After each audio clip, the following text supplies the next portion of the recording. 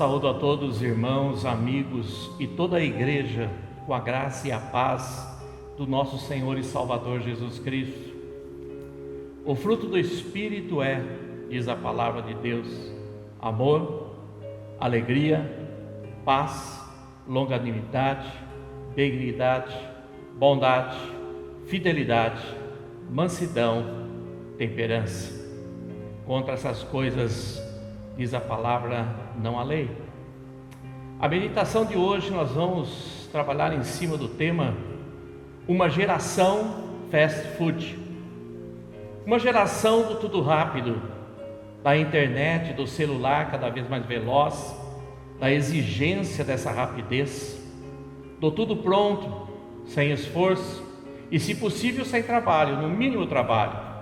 É a geração da alimentação no micro-ondas. Mas isso traz reflexos preocupantes, porque esse fenômeno também atinge os relacionamentos familiares, as amizades, os vínculos, porque eles tornam esses vínculos sem profundidade, de certa forma descartáveis. Hoje eu fico, amanhã, se eu posso dizer assim, desfico. Uma geração sem vínculo firme, profundo. Hoje tudo é sem compromisso com nada, com ninguém. Se tornou uma geração alucinada, uma geração que descartou totalmente a virtude da paciência e da perseverança. Uma geração que se tornou mal acostumada, que exige tudo para ontem, que passou a viver num ritmo desnorteado. O mundo até então estava tão alucinado. Corrijo, as pessoas, não o mundo, porque o mundo, desde que ele foi criado como planeta, ele segue o ritmo seu normal, pela lei que o Criador deu a ele, quando o criou, quando o formou. Dia e noite, eles estão alternados, as estações uma após a outra, sucessivamente, até o final dos tempos. O que estava realmente alucinado era a vida das pessoas. Elas se tornaram inquietas nas suas rotinas diárias, numa ânsia de ter, o desejo de conquistar, e pelo sistema fast food, fast, rápido, tudo tem que ser realmente no momento que a minha vontade determina, tem que ser imediato. Agora, o grande risco e o perigo que corriam é que, na exigência do pacote pronto, se desprezava o perigo de avaliar as consequências, de não avaliar as sequelas, e muitas delas se tornavam, nessa impulsividade, desastrosas, e muitas com dificuldade de poder reequilibrá-las. Nesse meio dessa luta, nessa correria, nessa loucura, aqueles que se esgotavam, se adoecem, que infartam e até mesmo se tornam depressivos, são simplesmente abandonados, são simplesmente deixados de lado, ignorados, porque, como diz o refrão, a vida tem que seguir o seu curso, o espetáculo, o show não pode parar. Esse era o quadro da humanidade, a humanidade antes dessa pandemia.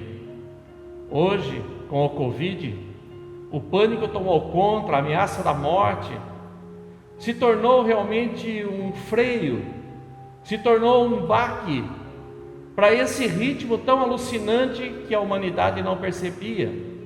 Era apenas aguardar a abertura do pregão das bolsas de valores, era a correria para o seu trabalho, para a conquista, para o ter. Os relacionamentos, sentimentos, principalmente as virtudes do Espírito, totalmente entraram em desuso, se tornaram em segundo plano. A humanidade realmente é muito hipócrita.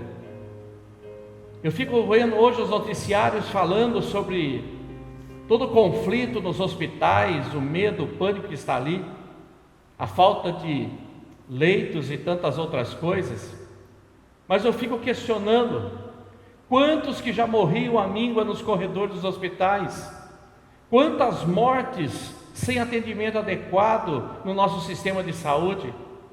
E essa parte nunca fizeram estatística de tudo isso, sem dizer as mortes, se você for realmente somar todas elas, é algo aviltante, é muito, muito maior do que aqueles que estão morrendo pela Covid. Hoje existe é como se fosse uma ameaça. A imprensa está assustando, está amedrontando as pessoas. E o que falar das estúpidas guerras? Até bem pouco tempo, hoje houve um pacto de paz, a ONU desenvolveu isso. Esperar passar o Covid para continuar as guerras é a alucinação do mundo. O que falar da destruição que essas guerras causam, mutilações, a fome, sem poupar até mesmo crianças. Pelo menos o Covid tem sido mais justo e mais benevolente com as crianças. A hipocrisia humana se tornou escandalosa. De certa forma, essa pandemia brecou o planeta. De certa forma, ela despertou no coração das pessoas uma realidade que ela tinha se esquecido. Evidenciou nessa humanidade os seus limites, apresentou a sua fragilidade, apresentou a ciência, a sua limitação, mostrou que nós somos humanos. Mas desencadeou uma exigência de algumas práticas que ninguém imaginava viver.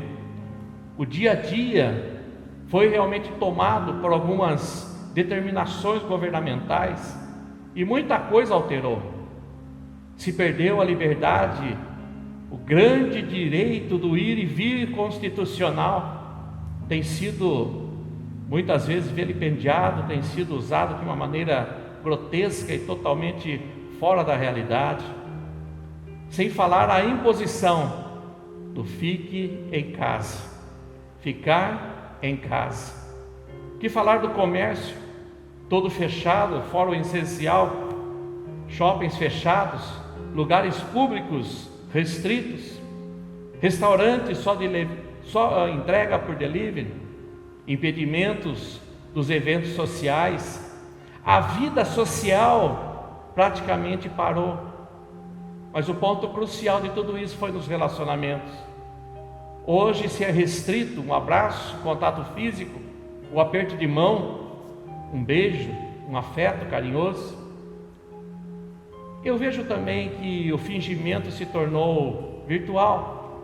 As mensagens do WhatsApp hoje, porque nunca deixou de ser, esse WhatsApp nunca deixou de ser falso e hipócrita, porque esconde a pessoa por trás de uma imagem, de algumas palavras. E o grande surreal de tudo isso foram as igrejas, os templos de portas fechadas, impedidas de realizarem os seus cultos, dizendo para evitar aglomerações. Todos nós que tivemos que se adaptar a essa nova realidade, algo que nunca pensamos em viver. Hoje os templos estão vazios, e como eu hoje nesse momento, fazendo uma live, realmente são tempos onde colocou a humanidade, nos colocou de uma forma muito em xeque com tudo aquilo que víamos vivendo.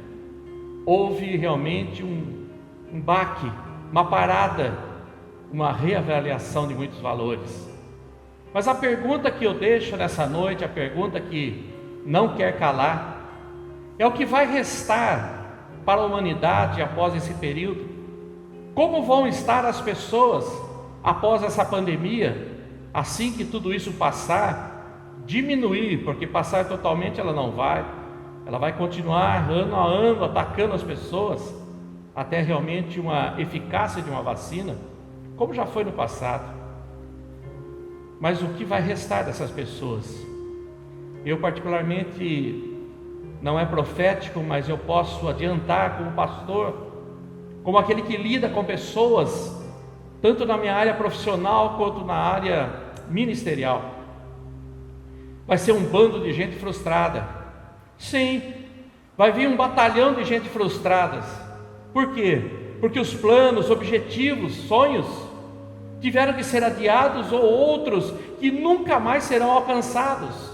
A crise monetária está aí, a crise social, e muitos planos terão que ser simplesmente descartados, vão se tornar impossíveis pela previsão econômica que o mundo está apresentando.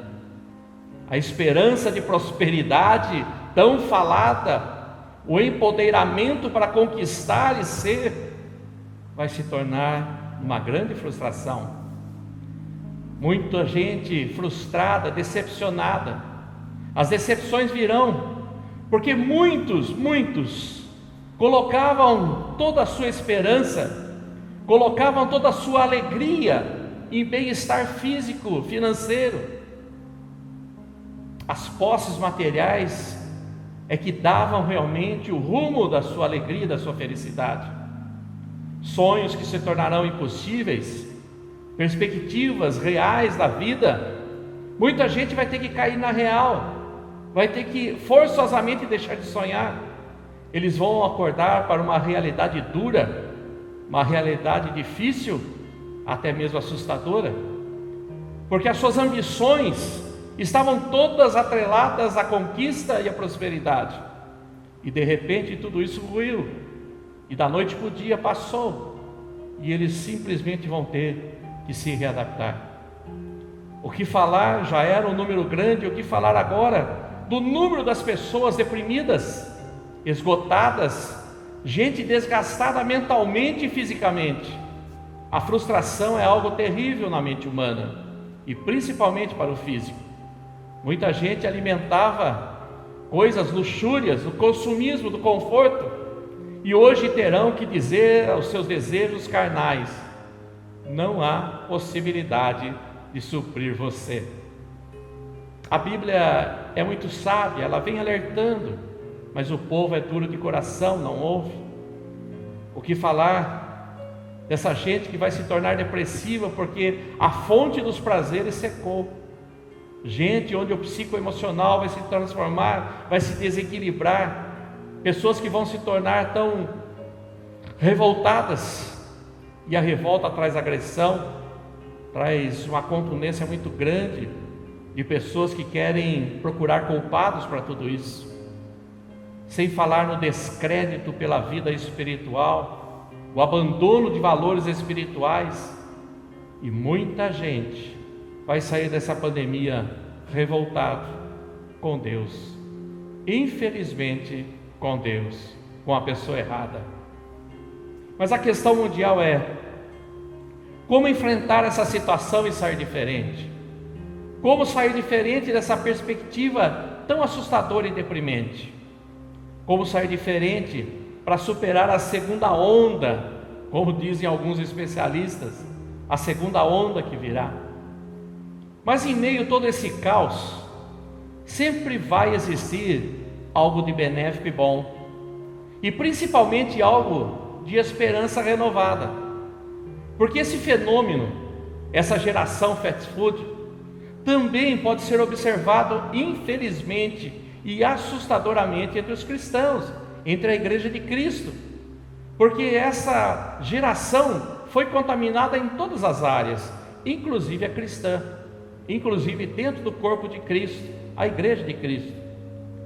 Então a pergunta que eu faço, que nos interessa muito hoje, a mim até como pastor: como os crentes vão reagir, como a igreja vai reagir frente às consequências inevitáveis que essa pandemia está causando e o duro que ainda vai causar. Mas o que tranquiliza o meu coração como pastor, como servo de Deus, apesar de eu ser um ser esperançoso, alguém que tem uma esperança enorme, firmada na convicção na Bíblia, e tudo que estamos passando está escrito e ainda vai se cumprir muita coisa, é que sempre existiu e sempre existirá dentro do corpo de Cristo, da igreja, um grupo muito pequeno, uma minoria, que a Bíblia usa um termo lindo, maravilhoso, que se chama um remanescente, que sempre esteve ciente desse turbilhão alucinado da vida, essa vida maluca que se vivia, e que percebeu e avaliou que não vale a pena, não tem valido a pena. porque fazem uma escolha em detrimento a tudo isso, por uma escolha de uma vida mais espiritual, como diz o alerta de Jesus no Sermão do Monte, buscando primeiro as coisas espirituais, para que todas as demais coisas fossem acrescentadas. É um pequeno grupo, é uma minoria realmente que me assustou no passado, mas hoje não me assusta, porque pela história bíblica eu tenho percebido que esse grupo é pequeno e sempre será pequeno. Mas o meu questionamento nessa meditação de hoje, sobre essa geração fast food, é uma pergunta, um questionamento que eu tenho levantado. Como irão retornar a grande maioria dos crentes para as suas igrejas, para a comunhão do corpo de Cristo? Como esse povo vai retornar? E eu lendo a palavra, meditando, eu encontrei um texto bíblico que está lá no profeta Isaías, um homem que viveu 600, 700 anos antes de Cristo, conhecido como profeta do Evangelho do Antigo Testamento, o anúncio do Messias que havia de vir. Esse profeta, ele traz lá no capítulo 40, a partir do versículo 24, ele traz um alerta, uma exortação muito atual, uma exortação profética, que dá muito para a gente aplicar para o dia de hoje, do que está acontecendo. Ele fala sobre a acomodação do povo de Deus.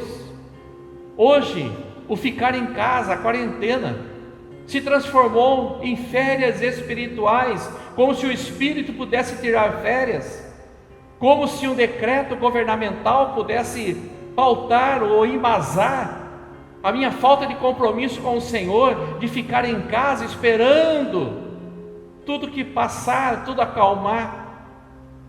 Ele também exorta sobre a infidelidade do povo. Muitos correm o risco de se esquecer até mesmo, eu tenho dito, até o endereço da igreja. Parece hilariante, hilário, mas não é, irmão, é realidade. Tem muitos que se acostumaram tanto na sua casa, que a hora que sair, eles não vão saber nem aonde que a sua igreja está firmada, onde está o templo. Ele exorta sobre o perigo da incredulidade, de ter a nossa mente, o nosso coração invadido por dúvidas a respeito de Deus e da fé, do coração cheio de questionamentos sobre o poder, a dúvida da autoridade e soberania de Deus sobre a terra. Eu consigo ver pessoas falando, murmurando, questionando: onde está Deus em tudo isso? Ele está no mesmo lugar onde ele sempre esteve. A humanidade que não está no lugar que deveria estar. Essa profecia de Isaías é muito atual e válida para a igreja de Cristo ainda hoje, e ainda mais no momento que estamos atravessando. E o profeta faz no texto algumas comparações. O profeta repreende a falta de perseverança e a inconsistência da fé.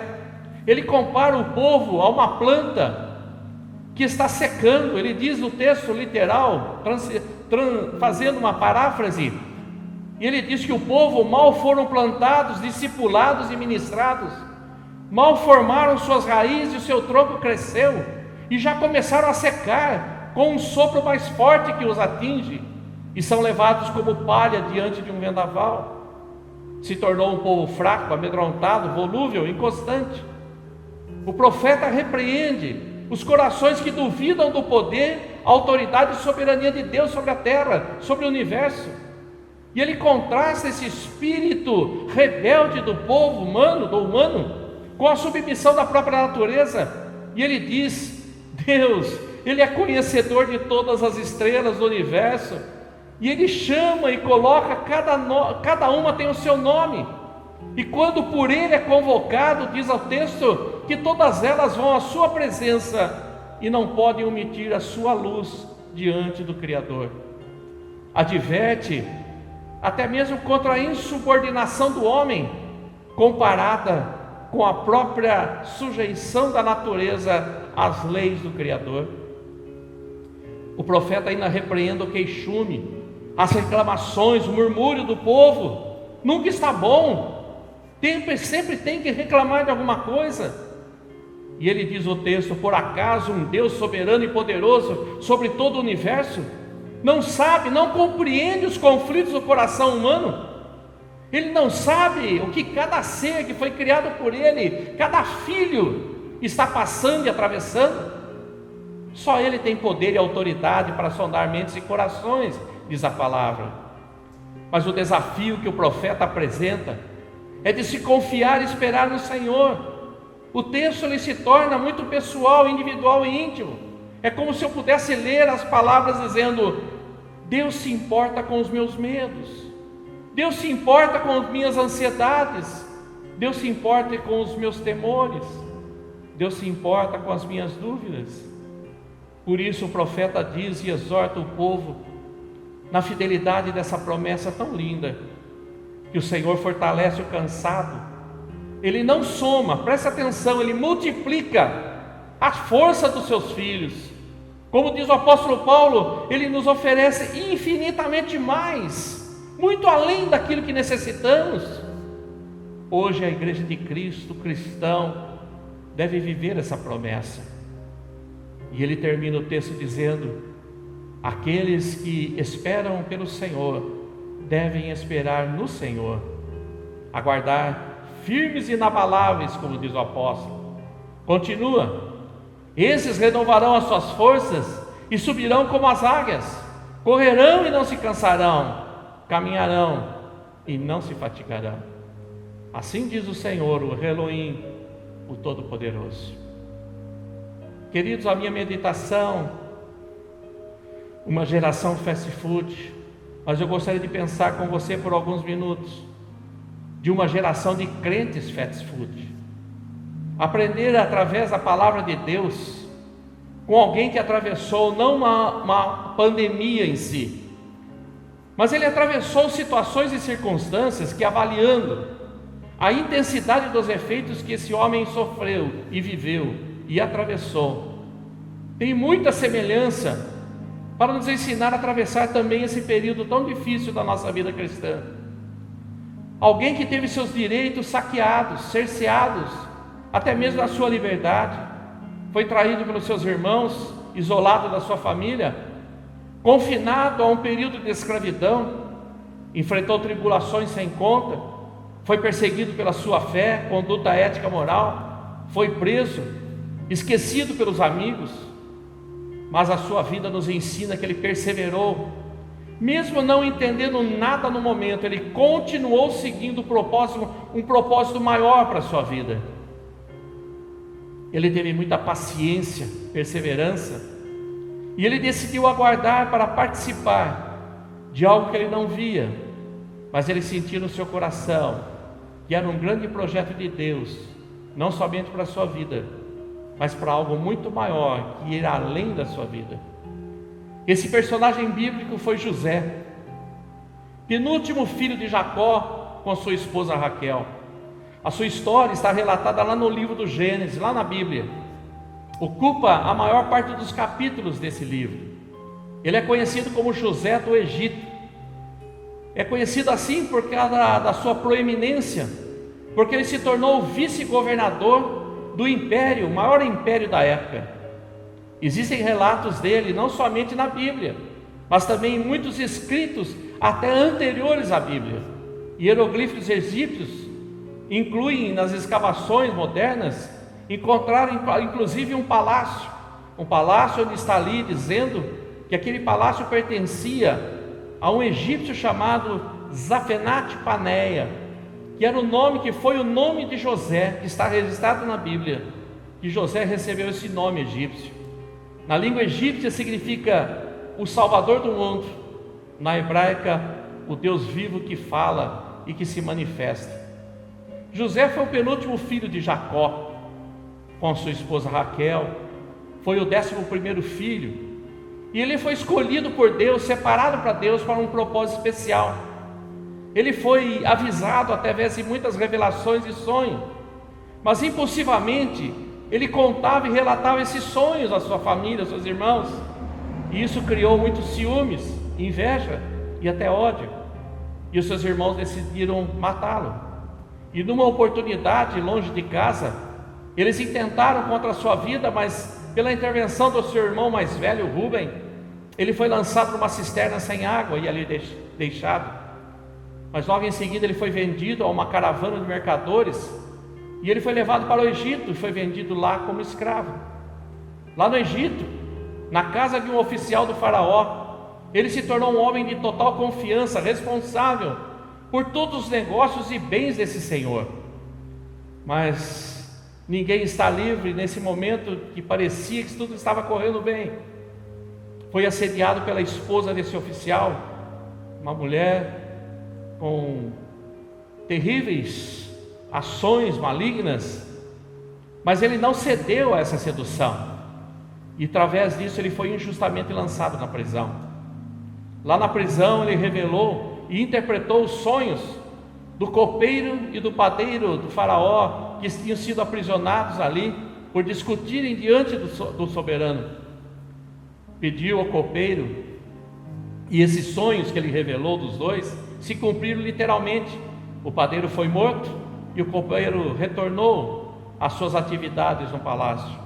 Mas antes do copeiro ir embora, ele pediu a esse homem, dizendo: lembra-se de mim, diga ao faraó sobre a minha história, como eu estou preso aqui injustamente. Mas o copeiro foi, se esqueceu, e por mais 2 anos José ficou esquecido na prisão, até que faraó sonhou, e ninguém conseguia interpretar os sonhos daquele homem, até que o copeiro se lembrou de José. Foram buscá-lo, e ele, através da interpretação, uma história tão maravilhosa, faraó o convidou e o colocou como vice-rei da maior nação do momento sobre a terra. E o Zafenate Paneia, o salvador do mundo, se tornou vice-rei do Egito. O que eu aprendo com essa história de José? Deus não opera, preste atenção, meu querido, Deus não opera ou intervém na terra através de fast food. Lembre-se disso. Deus não trabalha com o ser humano na terra com ações rápidas e pré-prontas, mas Ele trabalha com a igreja de Cristo, com o ser humano, através de sementes, através de semeadura. Agora, o processo da semeadura você conhece, ela exige muito trabalho, determinação, e é responsável por desenvolver naqueles que são escolhidos virtudes e dons necessários. Deus não trabalha com ninguém do jeito que está, Ele vai melhorá-lo, Ele vai trabalhar no seu interior, no seu coração, Ele vai fazer fluir desse coração virtudes especiais, como aconteceu com José, para depois ele possa participar, ser incluído nos planos maiores, nos propósitos grandiosos do Senhor sobre a terra.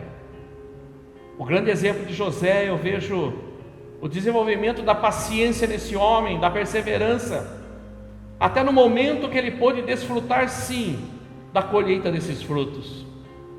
José, ele foi escolhido lá quando menor, criança ainda, ele foi escolhido por Deus para ser um líder, para preservar a sua família diante da destruição, da fome, da seca que viria sobre a terra durante muito tempo.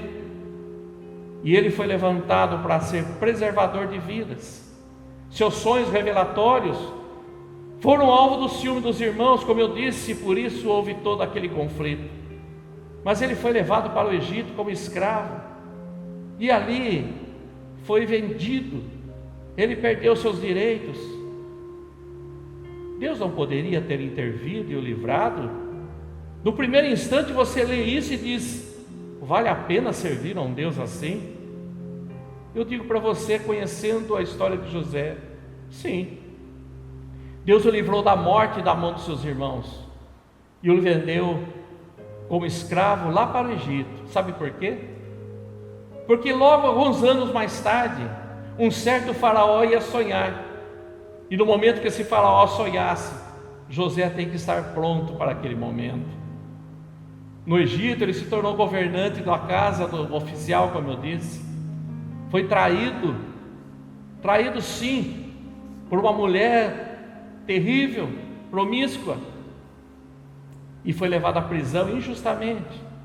Deus não poderia ter honrado a fé, a ética, a moral de um servo tão especial? porque ele diz lá no texto que jamais, assediado pela mulher, ele disse, jamais pecaria contra Deus e também contra o seu Senhor. Amado, será que Deus não poderia ter poupado José pela ética moral que ele apresentou, superando a tentação? Ele não podia ter livrado ele da prisão? Sim.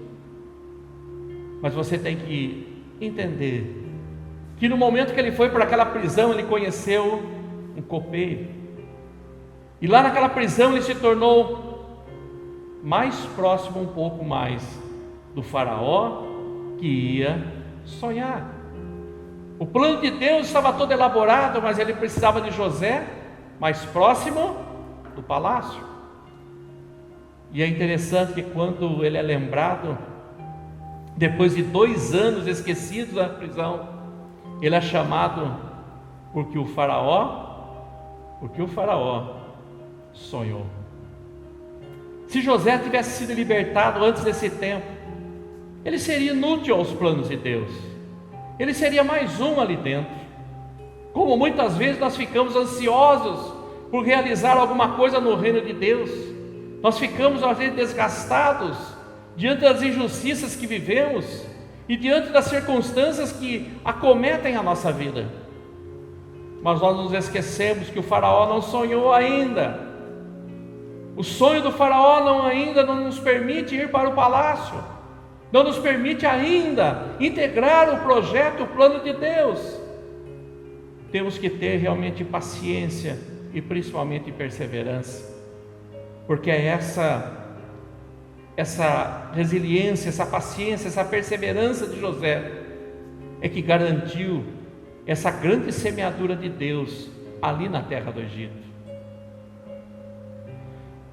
Queridos, preste atenção no que eu vou dizer. Parecem palavras duras, mas são palavras que tenho observado como pastor diante da igreja de Cristo. O desafio dos nossos pastores hoje é amar as suas ovelhas, discipulá-las, levá-las ao pleno conhecimento da graça. Mas eu percebo que Deus está se cansando da geração fast food dentro das igrejas.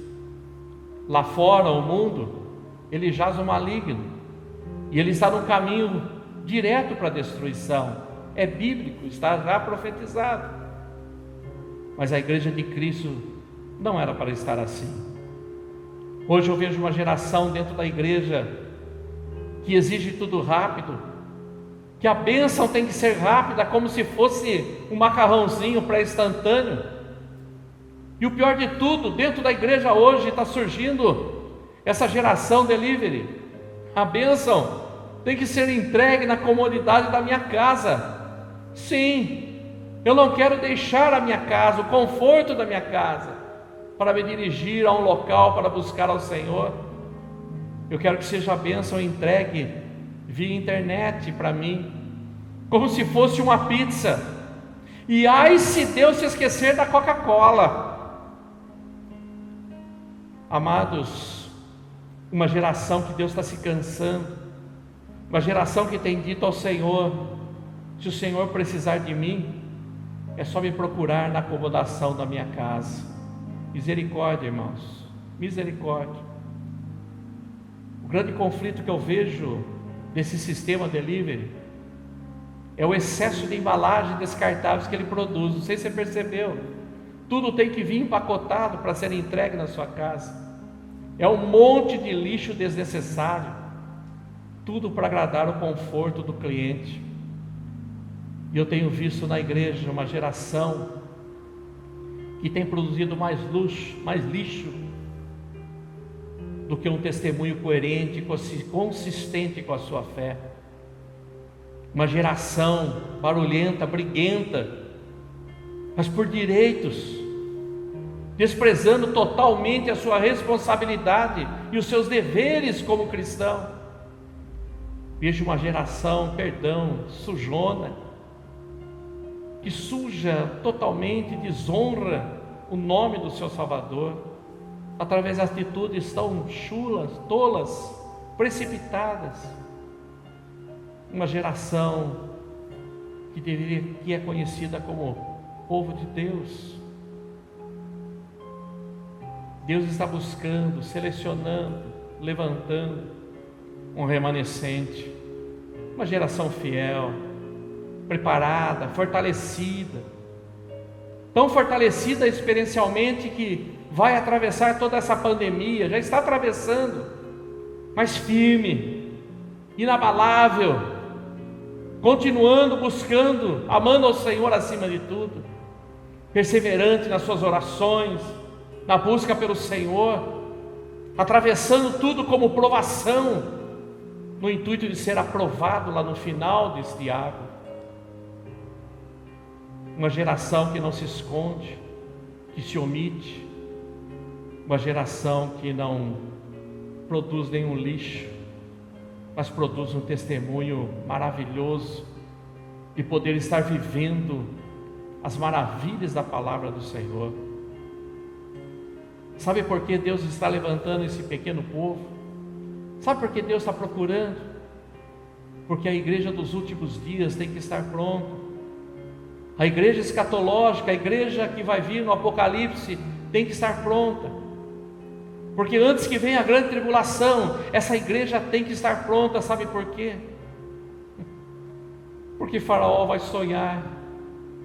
E no momento que Faraó sonhar, o Senhor vai necessitar de uma geração sábia, que tenha discernimento, para poder, como foi José no Egito, orientar as nações o caminho a seguir. Como superar as dificuldades, como foi nos 7 anos de fome lá no Egito. Uma geração que vai ter que preparar esse povo para tudo aquilo que o mundo ainda vai enfrentar e viver.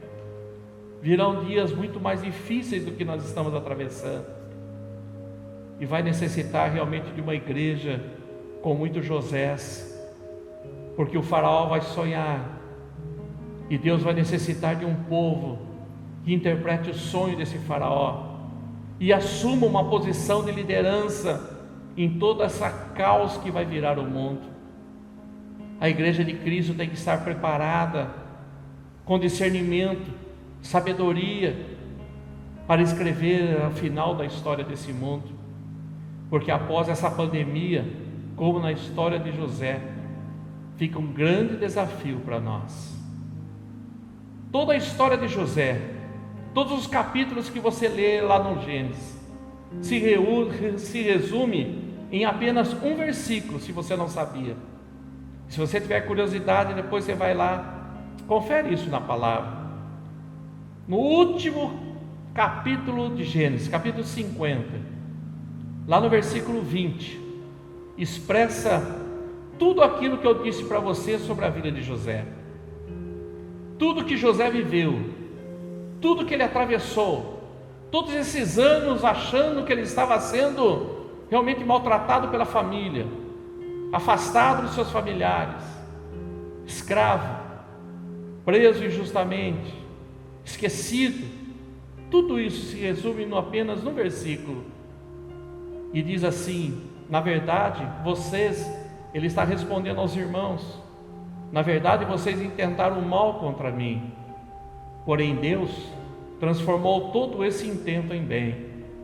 Sabe para quê? Hoje eu entendo, diz, para preservar e abençoar muitas vidas.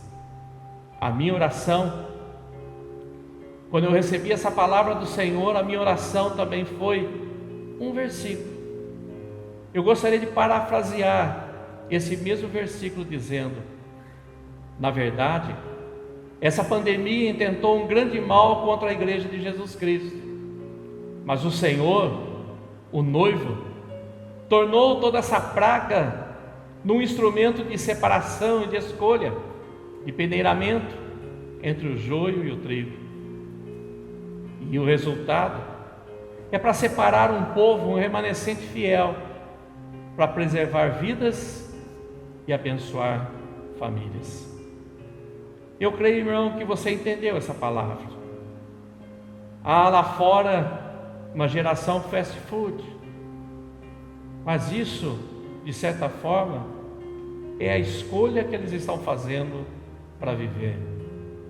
Para nós, como igreja, não podemos embarcar nisso, meu irmão. Não podemos. Temos que ser firmes e inabaláveis na obra do Senhor. Temos que manter a perseverança, o compromisso, a humildade de buscar ter paciência, resiliência diante de tudo aquilo que nos aconteça. Porque existe um propósito muito grande para nós como igreja. Existe um propósito maior para nossas vidas. Um propósito que está muito além da minha capacidade hoje de entendimento, como esteve José. Em nenhum momento José entendia o plano de Deus completo, mas ele sabia que o Senhor estava com ele e que havia algo que ele estava sendo preparado. Cria nessa palavra. Se essa palavra minha não for suficiente para completar essa obra no teu coração, busque pelo Espírito, vá ler a história de José, medite nessas palavras, vá sentir o que aquele homem sentiu. Vai passar realmente 2 anos esquecidos numa prisão, vai ser preso injustamente, vai ser perseguido pelos seus irmãos e família, vai enfrentar aquilo que o homem enfrentou, mas que ele entendeu o grande propósito da sua vida. Que você também, meu querido, possa entender isso. Essa pandemia não veio para matar e destruir, ela veio para despertar os crentes, os cristãos, veio para dar uma chacoalhada, uma peneirada na igreja, para que a igreja possa tomar novamente o rumo pela qual ela está instituída sobre a terra, como um agente abençoador de vidas, para momentos como esse, de uma pandemia, ter uma palavra de esperança, de vida, de fé. Meu desejo como pastor é que o Espírito Santo possa completar essa obra no teu coração, que o Espírito Santo possa completar aquilo que a minha restrição não conseguiu ministrar ao seu coração, mas que você possa realmente não embarcar nessa geração fast food, mas ser sim uma geração abençoadora de vidas, uma geração que vai preservar vidas. Que o Senhor possa nos abençoar, queridos. Que o Senhor possa ter misericórdia de nós, principalmente desses que estão se desviando da verdadeira palavra. Que Deus possa ter compaixão da sua igreja, e que o Senhor possa ainda encontrar servos como José, verdadeiros abençoadores sobre a terra, homens, mulheres, que superem com perseverança, paciência, com temperança, mas principalmente com o seu coração cheio de amor, tudo na certeza que nós integramos um grande projeto de Deus, o maior projeto sobre a face da terra, a Igreja de Jesus Cristo. Que Deus nos abençoe na sua graça maravilhosa manifestada em Jesus Cristo. Amém.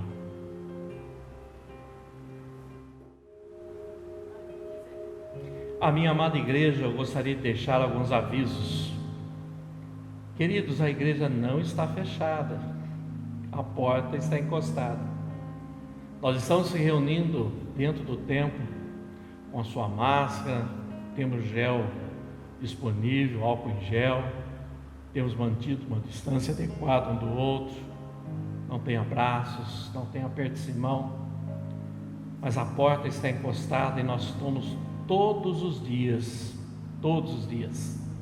passa chuva, frio, sol, às 18 horas no templo, orando, clamando por nossas vidas, nossas famílias, clamando pela nossa nação brasileira, pelas nações do mundo, mas também clamando para que o Senhor possa ter misericórdia daqueles que estão enfrentando, sofrendo, aqueles que estão com famílias enlutadas. Apesar que eu torno a repetir, quanta gente que já perde a vida com acidentes, com tantas outras enfermidades, e hoje está sendo colocado de lado. Queridos, venham orar ao Senhor, venham buscar ao Senhor. Repito novamente, a oração que Jesus mandou fazer dentro do seu quarto é uma oração pessoal, íntima, é um quebrantamento pessoal. Se você tem possibilidades, se você é de um grupo de risco, amém, irmãos, não estou exigindo nada de ninguém, nem estou indo contrário a uma determinação governamental. Eu só estou dizendo do poder da oração, da intercessão. Eu estou tocando no coração daqueles que são intercessores, gente que, como José, coloca a intercessão, a busca pelo Senhor acima da sua própria vida. Você não é obrigado a nada, mas se você tem passado dias terríveis, amedrontados, escondido, talvez você necessita ser curado, e a cura você pode encontrar aqui no altar desse templo. Venha conferir, venha só experimentar a tremenda obra que Deus está operando no nosso meio. Como disse uma irmãzinha numa oração tão simples, mas tão verdadeira, que nós somos como formiguinhas na mão do Criador. Oh, glória! E essa irmã tem tido umas experiências tão lindas com o Senhor, de bênçãos. Venha experimentar isso na tua vida, talvez faça toda a diferença. Eu particularmente tenho tido experiências maravilhosas de cura, de propósito do Senhor na minha vida em particular. Pastor está aqui conosco todos os dias. Sim, ela é grupo de risco, mas o maior risco nosso é desagradar ao Senhor. Nossa maior alegria é servir ao Senhor, porque esse Deus vale a pena nos oferecer e entregar a nossa própria vida a Ele, por tudo que Ele tem feito por nós. Quero agradecer o meu abraço sincero como pastor, por aqueles irmãos fiéis e compromissados com o ministério. Temos suprido os custos operacionais da nossa igreja, aluguel, água, luz. Mas eu gostaria de desafiá-lo a continuar nesse espírito de generosidade. Desafio o irmão a não abrir mão desta bênção que a Bíblia é tão clara, que realmente dar as primícias ao Senhor, para que todas as demais coisas sejam realmente abençoadoras na nossa vida. Querido irmão, seja fiel e generoso com a tua igreja. Temos custos ainda, que você possa ser tocado pelo poder do Espírito. Vivemos e mantemos o ministério, que você possa ser participante ativo desse ministério. Gostaria de desafiar também os queridos a perseverar em oração pelo nosso país. Momento muito crítico, muito delicado da nossa nação. Que Deus possa enviar sensatez, discernimento, sabedoria ao nosso presidente, mas também muito discernimento à Câmara dos Deputados, senadores. Que o Senhor possa ter misericórdia desse Supremo Tribunal Federal. Que o Brasil possa encontrar o seu rumo novamente, porque apostamos que a nação brasileira será um celeiro de missionários profético para os últimos dias. Que o Brasil possa receber do Senhor toda a misericórdia dos céus. Vamos atravessar momentos dificílimos, onde os cristãos não estarão imunes. Uma crise social, uma carestia é inevitável ao Brasil, mas uma nação tão grande e poderosa como é a nossa, produtora de alimentos para o mundo todo, não pode de maneira alguma sofrer pelos desgovernos. que o Senhor possa ter misericórdia de nós, que a bênção do Senhor possa realmente estar sobre a nossa nação, trazendo paz desde a esfera federal, municipal e estadual. Que os corações sejam acalmados, que os egos sejam repreendidos, que as potestades que sempre tentaram reinar nessa nação sejam expulsas, lançando luz sobre tudo que está oculto nessa nação. Que o Senhor possa revelar tudo que não presta nessa nação. Não estou falando que Deus vai transformar o Brasil num paraíso, mas pode transformar numa nação abençoadora de vidas, como José foi. E eu creio que a igreja, o remanescente da igreja brasileira, tem essa missão no mundo. Enquanto grandes nações que foram celeiros e missionários estão se desfazendo, se tornando até mesmo incrédulas, eu vejo o Brasil no caminho contrário. E o Senhor tem escolhido o povo brasileiro, que ele seja tremendamente abençoado. Que Deus possa estar entre todas as famílias da terra e de uma maneira especial com a minha amada igreja. Um abraço fraterno do seu pastor e também trago um abraço muito carinhoso da sua pastora. Em nome de Jesus, que Deus os abençoe.